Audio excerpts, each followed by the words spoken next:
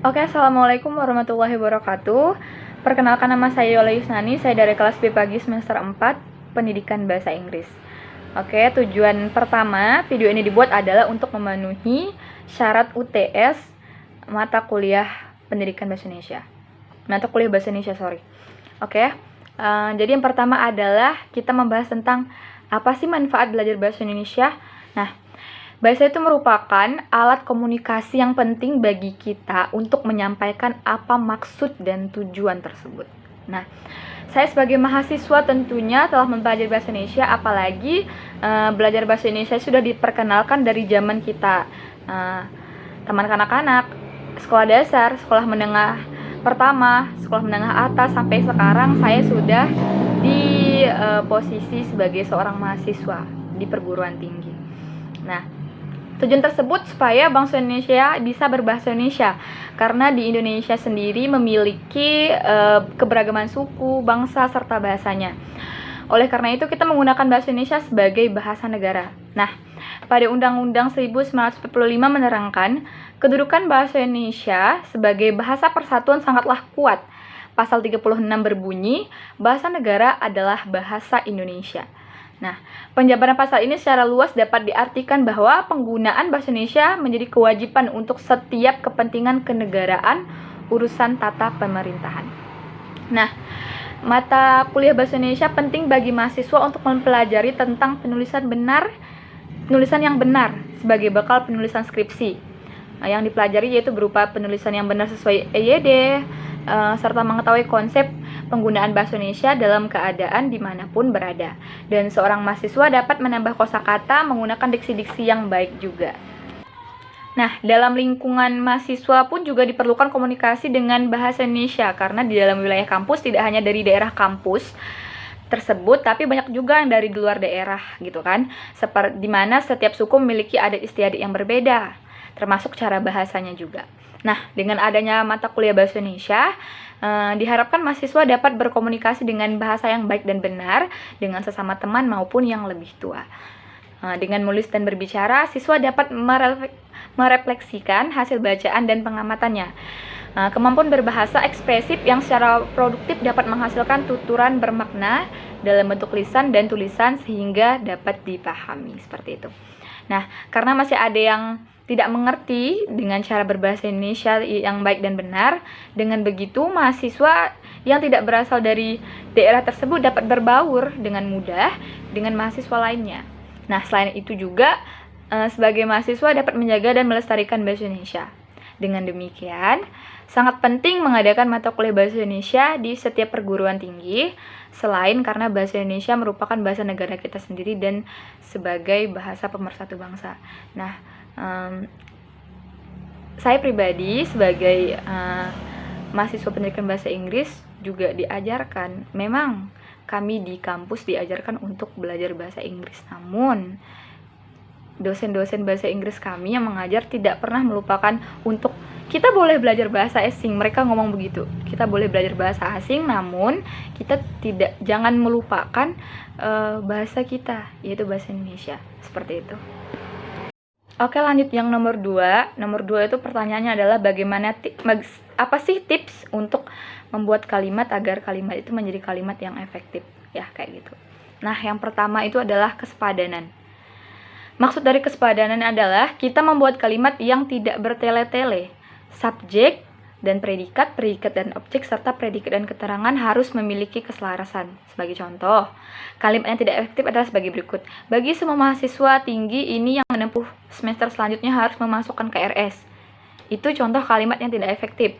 Sedangkan kalimat yang efektif adalah semua mahasiswa perguruan tinggi ini menempuh semester selanjutnya harus memasukkan KRS. Seperti itu, kayak simple namun dia jelas, singkat, jelas, padat, seperti itu. Yang kedua adalah kesejajaran. Kesejajaran adalah penggunaan bentuk-bentuk kata yang sama pada kata-kata yang paralel. Nah, contoh kalimat yang tidak efektifnya adalah lembaga koperasi siswa beroperasi atau difungsikan sejak minggu lalu. Nah, kalimat efektifnya adalah lembaga koperasi siswa dioperasikan atau difungsikan sejak minggu lalu, seperti itu. Nah, lanjut yang ketiga adalah ketegasan. Ketegasan ini adalah berarti dapat penekanan pada ide kalimat seperti itu. Itu ada penekanan gitu. Sebagai contoh, kalimat yang tidak efektifnya adalah dosen mengharapkan agar mahasiswa membuat karya ilmiah yang sesuai dengan kemampuan pada dirinya. Itu contoh kalimat yang tidak efektif.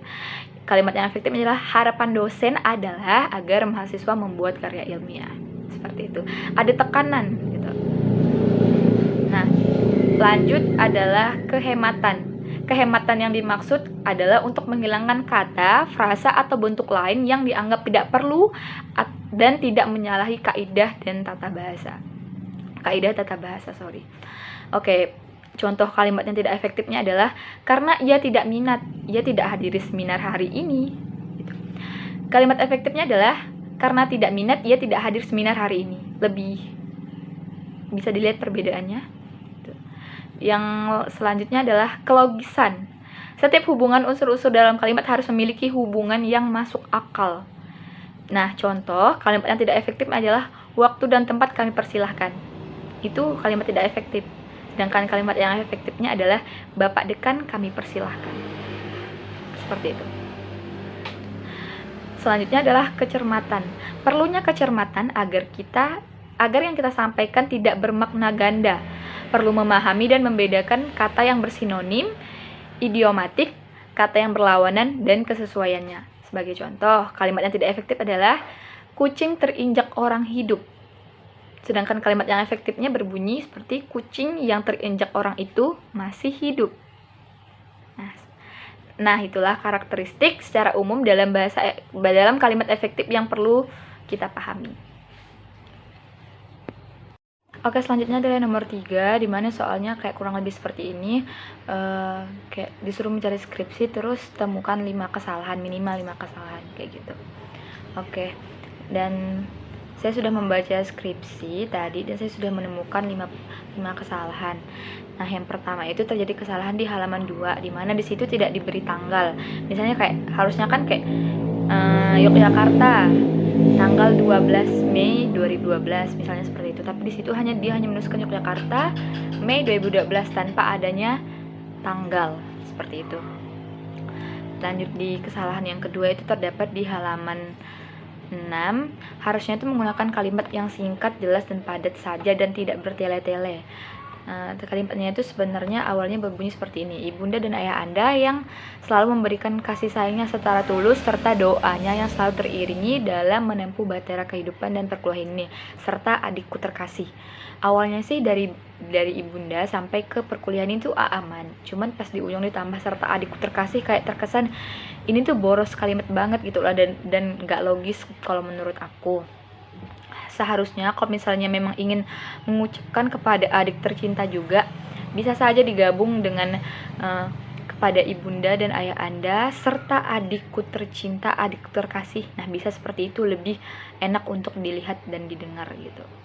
Nah, lanjut ke kesalahan yang ketiga adalah kesalahannya itu terdapat di halaman 8, dimana setelah menuliskan gelar harusnya kan kayak MPD M titik M,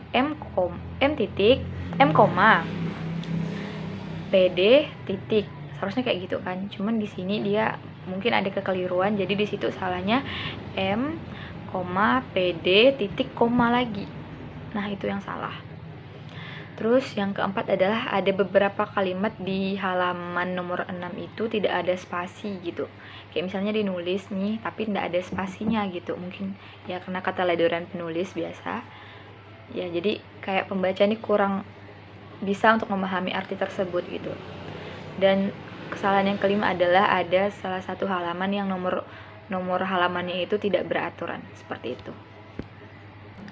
Oke, lanjut ke soal yang terakhir, yaitu tentang kayak meminta beberapa kata serapan dari bahasa Arab, Sanskerta, Belanda, Cina, Portugis, Inggris, dan Jepang. Nah, pertama kita masuk ke kata serapan dari bahasa Arab dulu. Di sini ada abadi yang artinya kekal. Nah, situasi penggunaannya adalah seperti ini: kita akan hidup kekal di surga, seperti itu. Lanjut ke bahasa Sanskerta, kata serapannya adalah vaca atau baca dalam bahasa Indonesia, yang artinya mengartikan tulisan. Nah, Situasi penggunaannya adalah sebelum tidur jangan lupa baca doa.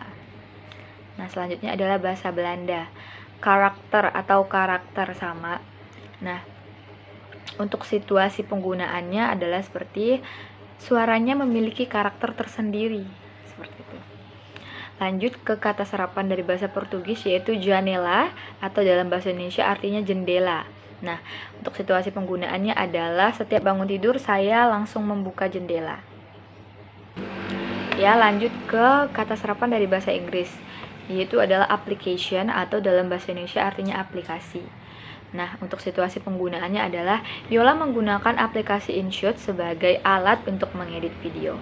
Nah, dan terakhir adalah bahasa Jepang. Nah, kata serapannya adalah manga, atau dalam bahasa Indonesia artinya adalah komik. Nah, di sini situasi penggunaannya adalah cerita komik itu sangat lucu. Nah, mungkin hanya itu yang bisa saya sampaikan untuk UTS Bahasa Indonesia kali ini. Mohon maaf jika ada kesalahan kata dan kekurangan selama saya menjelaskan video ini. Mungkin hanya itu yang bisa saya sampaikan. Kurang lebihnya saya mohon maaf. Wassalamualaikum warahmatullahi wabarakatuh.